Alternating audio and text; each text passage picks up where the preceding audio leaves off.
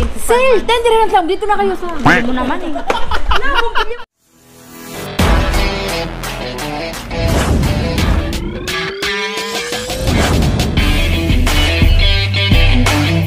So yun po no, what's up sa inyo mga pangat at welcome back to our channel kung saan man kayo ngayon sa mundo. Yun, di ba? Parang kuwang-kuwa ko no.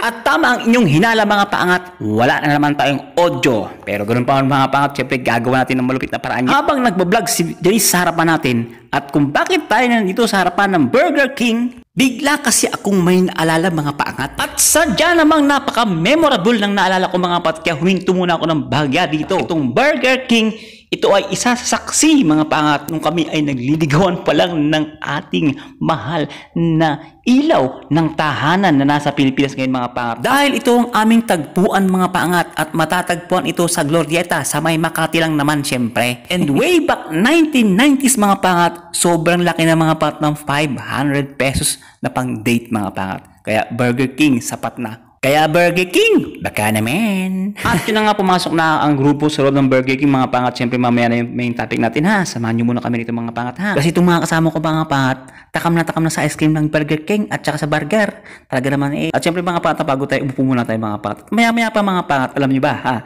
May binida mga pangat. O nagko-complain yata to. Si Madam Yanika mga pangat. Sa pagkakatanda ko, ang mga sinabi niya mga pangat, nung nagbakasyon daw siya mga pangat at siyempre, nagutom siya. Kumain siya sa loob ng Burger King. Ngayon mga pangat, kakapiranggot daw. Isang subukan lang ang binigay sa kanya, kalahati pa.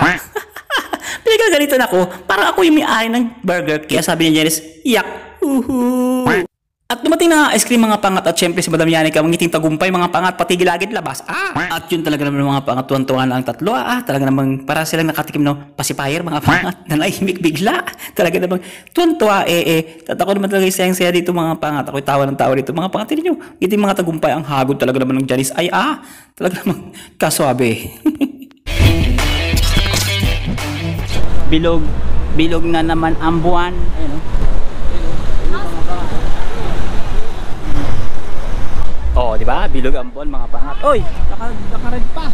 Why like this? We're following you. No good. No good. Naka-red pa no? Tumatawid na no? So, ibuta muna tayo mga pangat naman sa Strawberry Corner. Ginawa nila slide yung ano. O, tignan mo, itim na ng buhay. Ang cute! Parang pinagpaganyan. Bilog na bilog ang buwan. Hindi pa yung bilog bukas pa yung bilog na bilog. Anong tawag dyan? Solar eclipse. Total eclipse. Sensya na po, hindi pa kami nakikinig sa signs. Ito mga pat kasi meron niyang guhit. Ayan o. Diba? May guhit. Ayan o. Itong guhit na yan para sa mga nagbibisikleta, nag-scooter. Yan. Dahil wala kami pera, mag-strobilin kami. Shawarma lang guys, shawarma. Saan pa tayo? Sa loob? Sa loob, sa labas ga. Kayo! Sa loob, sa labas. Sa labas, dun. Labas. Naabangan akong dumaan eh. Naabangan akong dumaan. Sasama? Too much hata? Marunong na. Sige, shawarma guys. Ayan! Nag-vlog daw. Order ka muna. Yung shawarma spicy. Ano sa'yo? Warm. May cheese daw. Ako? Hindi ka ba? Hindi raw siya. Okay. Kasi nga pala bumili siya ng burger mga pangat. So ayaw niya ng shawarma ngayon. One shawarma normal without cheese. Order by. Anong spicy? Ay, ni warm, di ba? Ikaw. One normal, two of milk. Three chai. Mga pangat, nakakuha na tayo, naka-order na tayo syempre. Lupet, di ba?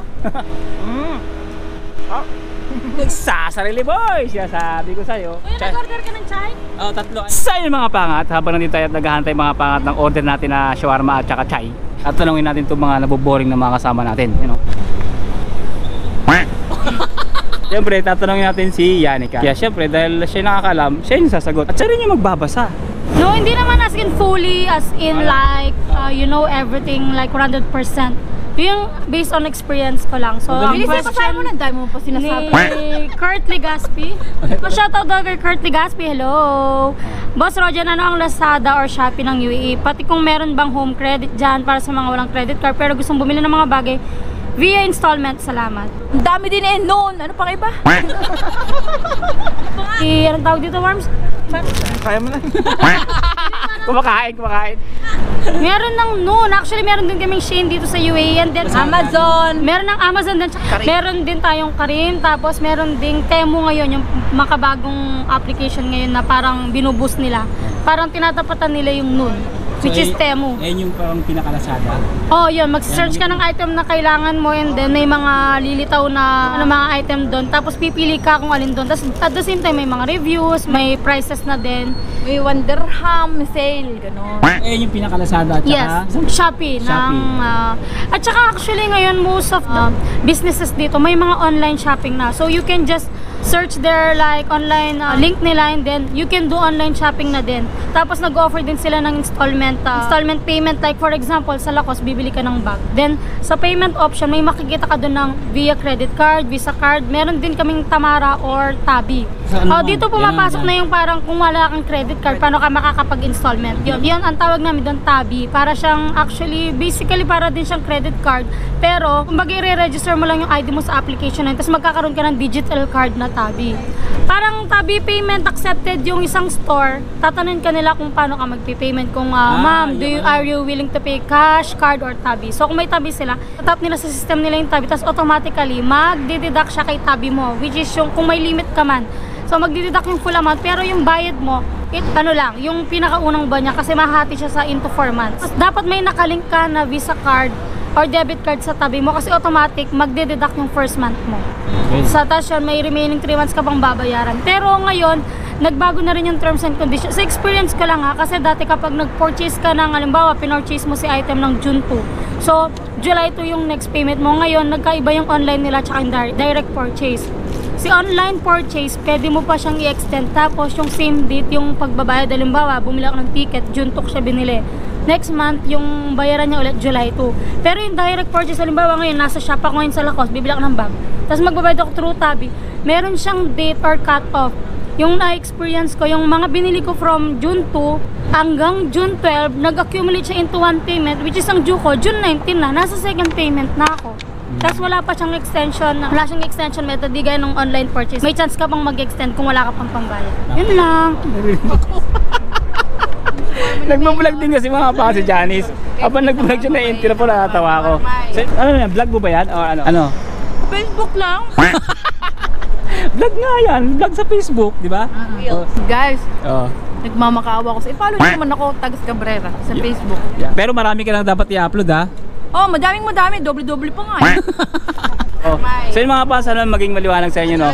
Na ang Tabi is para siyang home credit na sinasabi nyo. Ngayon, wala siyang interest. Unlike sa Pilipinas, mga pangat yung home credit, like sa home credit sa Pilipinas is 1 year, no? Mabayaran nyo. So meron siyang interest. Yung pinaka Lazada at saka Shopee rito, yun nga, nabanggit niya mga pangat. Additional, ayun. Kung nyari, delay salary, katulad sa amin. Pag nade-delay ka na sa payment sa Tabi, may charges na 25 dirhams. Sa Tabi. Pero kailangan nabulin mo na yun. Kasi para hindi masira yung credit score mo.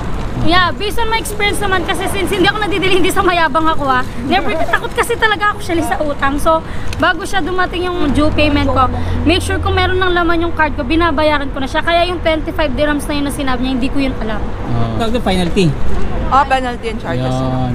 Mayroon palang penalty mga pangat pag na-delay kayo sa payment. Actually, sa merong apps, kasi dalawa yan, yung Tabi at Tamara. Pero pag yung Tamara gamit mo, kahit ma-delay ka payment, walang charges. Walang penalty si Tamara. Okay. So, mas maganda pala yung Tamara o mas Tabi? maganda Sa Tamara, ilang buwan?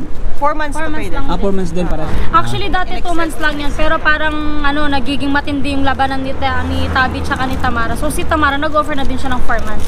Meron din dito, Cash Now naman. Parang apps din siya. Tabi, Tamara, yung isa si Cash Now. Si Cash Now naman, pera naman siya. Hindi siya credit card, hindi siya related sa bank. Cash Now apps, isa apps na kung saan pwede kang makautang ng cash. Parang Tabi, Tamara, cash. Sa mga gustong malaman yung mga bagay na yan, sana sagot namin yung inyong katanungan.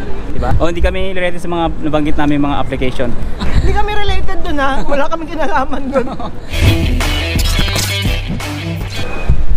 So yung mga partner dito tayo sa Glorieta. Ngayon para magtabi ng electric fan. And then ito yung mga pangat sa Reef Mall, no, mga pat, kung saan sa Nesto. So ipapakita namin sa inyo yung instead na home credit sa Pilipinas, dito Tabi. Actually hindi lang Tabi mga pangat, marami pang iba. At kagaya ng mabanggit ni Warm kayo na yung Tamara. Farm, paano nga pala kumikita yung Tabi? Ayan. Paano sila nagkakaroon ng tubo o income? Yes po, kasi si Tabi wala po silang interest sa mga clients or customer. So, tumutubo si Tabi sa mga companies or businesses wherein meron silang contract na may percentage si Tabi na kukunin doon plus VAT. Ganon. Plus may deduction din si bank. Kailangan meron silang tinatawag na threshold. Kailangan sa every week may ma-reach sila, for example, 2,500 dirham nakita within a week. Tapos every Monday, napupunta yon sa bank account ng company or business. Gano'n siya. Doon siya kumikita sa company, hindi sa mga customer. Diba? So yun mga paangat, ha, naliwanagan kayo kung bakit walang tubo kay Tabi. Yun, same lang kay Tamara. Malaking help siya sa mga companies or businesses talaga. Kasi ang mga tao ngayon, for example, ako may 5,000 dirham. For example lang ha, hindi ko bibitawan agad ang 5,000 dirham sa isang item lang. So, helpful si Tabi at si Tamara kasi sa 5,000 mo, pipitas ka lang. Pambayad mo muna ng first payment mo. The rest, ilang months pa siya ang aantayin mo. So, ganun siya ka-helpful. Guys ha, reminders, huwag kayong magdepende sa mga utang-utang. Iwasan yung credit as possible. Mas okay kung pag-ipunan nyo talaga isang bagay. So, magkaroon kayo ng tinatawag na think before you buy. Meron yung rules na within 1 week, 1 month, pag-isipan mo muna kung kailangan mo pa talaga tong item na to or yung bagay na to before you buy. Kasi isang panahon yan, sobrang hirap kumita ng pera talaga. So, ang ibig sabihin lang mga paangat, think before you click. Yun lang yun eh, needs and wants, no? Gusto mo ba? O kailangan mo ba bago mo bilhin ng isang bagay? O bago mo siya utangin? Diba? Okay? For example, PS5, 2,000 dirham. Pag you have Tabi or Tamara, divided by 4, 500 na lang siya. 500 first payment, 500 after 1 month, after 2nd month, after 3rd month. Kung online payment siya. Pero pag card, may cut-off. Yun yung ano nga, yung kapag direct purchase siya, kumbaga, halimbawa nasa shop tayo ngayon, ipo-purchase ko siya. So, i-use ko siya ng direct purchase. So, meron siyang cut-off actually. So, lahat ng pinurchase mo on the same month, mag-accumulate siya into one payment. Yun mga paangat, diba? Sana naiintindihan nyo ha. Pagdating nyo rito mga pat, maintindihan nyo rin yan. Magano ka naman, magbigay ka ng best example to use Tabi. Yung nga sabi mo yung needs versus wants. Yun mga paangat. Halimbawa, kagaya ng ano? Needs. Yung needs, ito yung kagaya ng mga plane ticket. Yeah, plane ticket. Napaka-importante, di ba? Best way to use Tabi, yung plane ticket. Kasi minsan, halimbawa, preferred mong umuwi sa ganitong month, which is pag nasa season siya, ang mahal ng mga ticket. So, ang bigat na ilalabas mo siya one-time payment yung ticket. Kasi nga, magbabakasyon kayo, you have another expenses to be considered. So, si Tabi, makakatulong siya kasi di-divide si ticket payment mo na into 4. So, magiging magaan siya kahit papano, kahit mahal man or mura yung ticket mo that time. May another option ka which is you can pay it. Sale! Dito na kayo sa gulo mo naman. Bumili mo ba ako talaga to? Ano ba to? Stoplight? Battery, double 8 dirham. Bili ito sa Hardware Store. Headphone, dito lang. Sa Nesto, 12 dirham. Flashlight. Memorable to. 30 dirham. Hello. Kano ba to? Dos na lang to. Baka pumunta yan dito. Nesto, baka naman. Pwede na sila, di ba? Yung, and then, nung the last time nasira kasi yung washing machine namin. So, nung time na yun, umuwi si Warms sa Philippines. So, ang hirap kasi ng walang washing machine talaga, lalo na sa mga working person like us. So, yun, kailangan yun. It's considered as needs, hindi lang siya wants.